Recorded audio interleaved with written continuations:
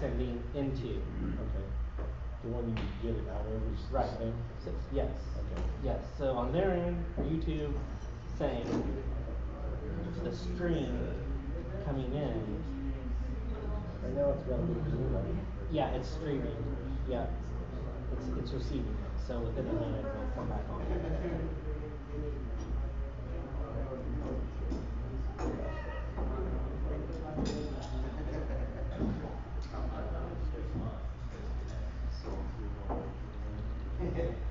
Yeah.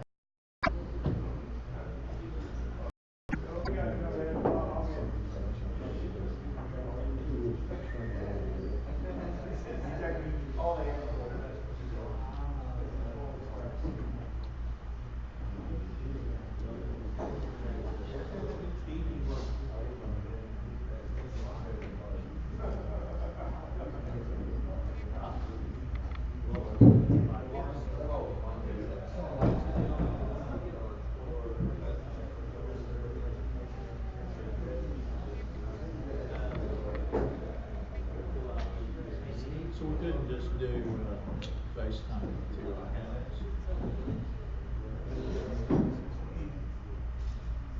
Yes, except they can't broadcast that I know of. Like, then take it and display it big. We probably could. The problem ran into all sorts of problems. Yeah. Now we know enough that we could do it. This will all work. We have it now with all work. You optimize for less fluid buffer. So that gives the option, like if it buffers, does it try to pick up where it is?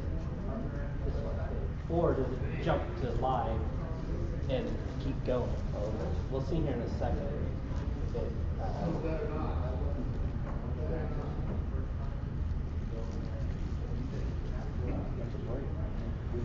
I've got 4 bars, full signal on, It depends on uploads.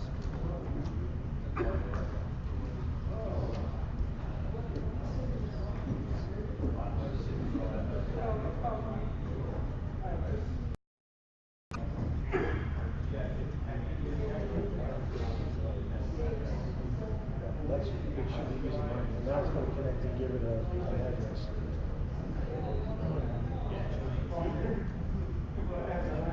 As soon as that thing goes, once those 2 minutes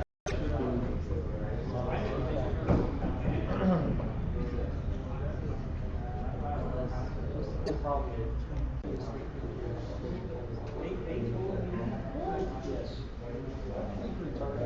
Because everybody wants things all software or whatever. That happens all the time.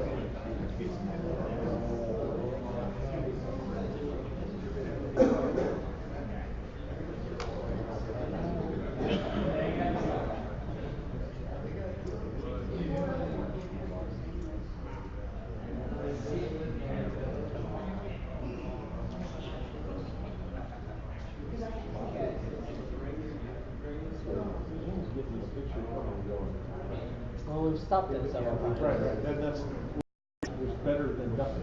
Which maybe was the problem. I can imagine On their PC. right on there, everything. Yeah. So where's the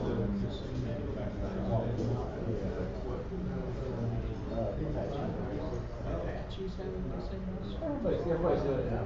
Yeah. I mean, I saw a Kickapoo. Yeah. Somewhere. Yeah, it's like a trailer park. If you can't get it, just get it extra. And then extra break? Get it.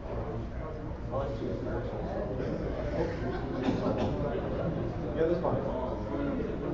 Hey, these guys.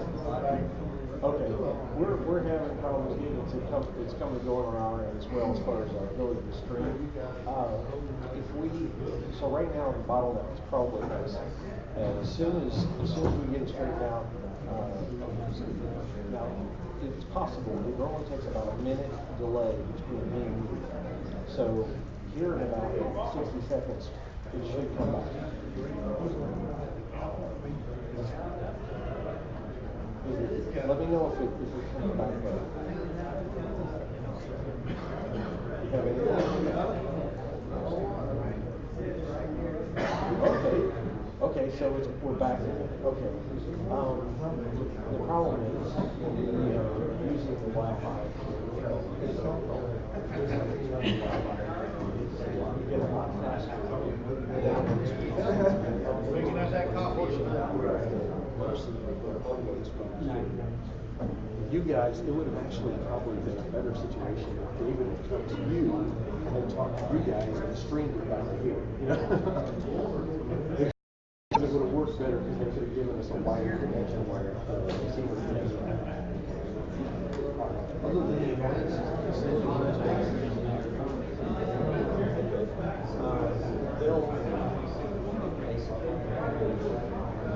Okay. Well, if it goes to hell, first,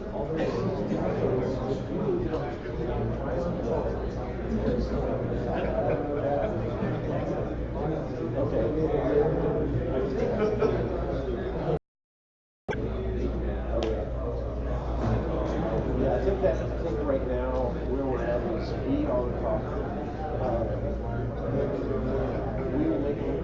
We're gonna watch it more closely because it may look like every now and then you may lose it maybe every 45 minutes or hour because we may have to jumpstart this thing.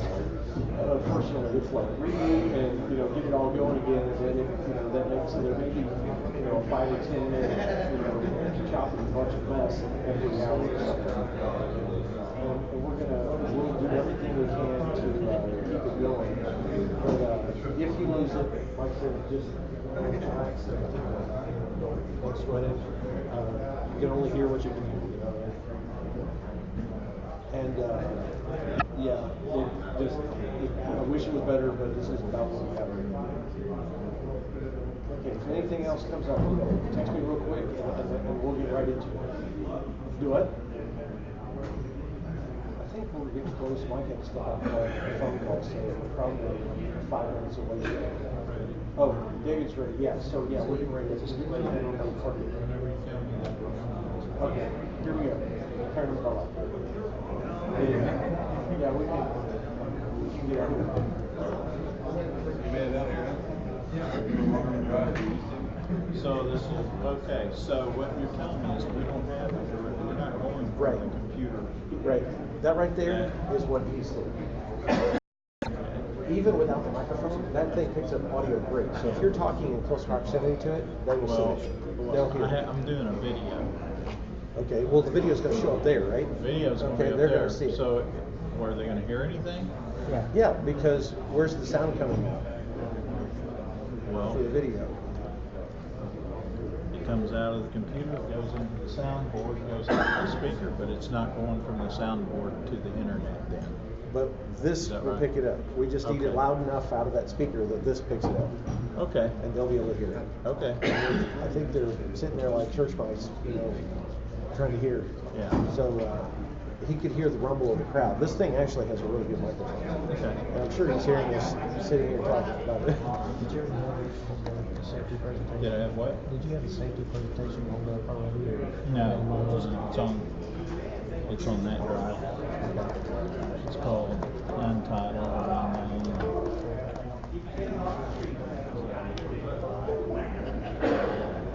There, distracted driving videos. No, I'm sorry. Fall protection. Go down to fall protection. Open that up. Click on the yellow folder. Okay. Oh, and if you have the Calculating option, fall points. if Yes. you're actually going to be up here speaking at some point, I try am. to stay close to the little card. That puts you in range of the picture and not necessarily in the front of this up here. Okay. Great idea. Let's talk about that. Yeah. Hear it? Here. I will be close. Get seated. We'll try to continue on. Okay, Blake, we can expand this, right?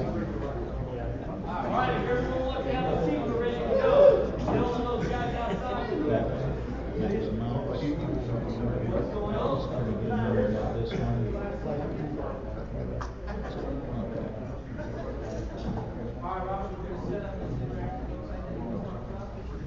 Okay, so we're just going to spend just a few minutes going over a couple of things on fall protection, because I know that you are all very good at that, but a couple of things, a couple of critical things that I see that I want to make sure that you know to do, and one is calculating where do I need to tie off at? How high does my anchor point need to be so that I don't smack the ground? That's the whole idea, right? Not smacking the ground. That's why we do that. So this is a little short video. It's not, I think it's maybe 5 minutes or less, maybe 3 minutes. It's not very long, but it goes over that, and then we'll talk about making sure that you're tied off at the right level. And that's why we have two different systems, right? We have the 6-foot double-legged lanyard, and then we have the 9-foot yo-yo, not counting when you have to use the 50-footer. But the 9-foot yo-yo, if you fall, how long does it take to stop you? How far? Under 2 feet. By law, it has to be no more than 2 feet. What about the 6-foot lanyard? How far will you fall? 9.5 foot. 6 foot of lanyard, 3.5 foot of deceleration pack.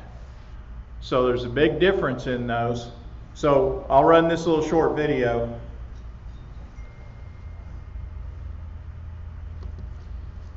Let's talk about calculating your required fall clearance distance. We'll begin by defining free fall. Free fall is the first factor in calculating your required fall clearance distance. Free fall is the distance you'll fall before your fall arrest system begins to slow you down. Properly designed fall arrest systems protect workers from contact with any lower level or obstruction, with no more than a 6-foot free fall. This is why the proper calculation of fall clearance distance from an anchor point is so important. Let's take a closer look at what we're talking about. If you're using a 6-foot lanyard connected to the dorsal D-ring of your body harness, and you connect the other end to an anchorage point at the same height, how far will you free fall? In this case, you'll free fall 6 feet, because that's the length of the lanyard that's connected to the point. In this case, you'll see a free fall of 10 feet. That's 4 feet to the I-beam, plus the 6 feet of lanyard. Here you will have exceeded the typical 6-foot free fall. Free fall is the first factor in calculating your required fall clearance distance. To determine if we have enough space below us, we must add our free fall plus our deceleration distance. Deceleration distance is defined as the distance it takes for the energy absorber to activate and slow the fall. The actual deceleration distance is based on the user's weight, the free fall distance, the type of lanyard used, and applicable standards. User instructions for energy-absorbing lanyards will provide deceleration distance charts to help determine specific system performance. Ideally, the maximum deceleration distance is factored in when determining the required fall clearance distance. Let's look at the following animation to illustrate fall distance closer. In this demonstration, a worker is connected to an overhead anchor point with a 6-foot lanyard. When the worker falls, the energy absorber on the lanyard activates, creating a deceleration distance of 4 feet. Regulations allow us to add 1 foot of deceleration distance for free falls over 6 feet up to 12 feet. For a person weighing over 310 pounds, specialized equipment is available to cover workers up to 420 pounds based on OSHA regulations. In Canada, regulations allow for up to 5.7 feet of deceleration distance when using a CSA-approved E6 compliant lanyard. At the onset of a fall, the worker's harness will shift slightly on the body, and the dorsal D-ring may slide upwards on the harness straps. This combination of movement is known as harness stretch. This factor, plus the worker's height, is typically measured at 6 feet. The safety factor is defined as the distance between the worker's feet and the level below at the instant the fall is arrested, prior to any bounce back. The typical distance is 1.5 feet. So in this demonstration, I'll require grasp the webbing with your hands and bend it in an inverted U fashion, checking both sides. This creates surface tension, making damaged fibers or cuts easier to see. Remember to inspect both sides of the webbing. Webbing damage may not show up by just looking at it. Run your hands down the webbing to feel for any hard, shiny spots caused by heat damage. Or feel free to make sure the thickness of the webbing is uniform. If it thins in places or shows signs of undue stretching, that could indicate it has been subject to a fall. Then, you also want to make sure the edges are not worn down too much. If you've got 10% of wear on the outside of the webbing, then it needs to be removed from service. A key thing to look at is the stitching. Make sure you don't have any loose or missing stitches. One place many people tend to forget to look at is the subpelvic strap. Underneath there gets a lot of wear, so be sure to check all of your stitches.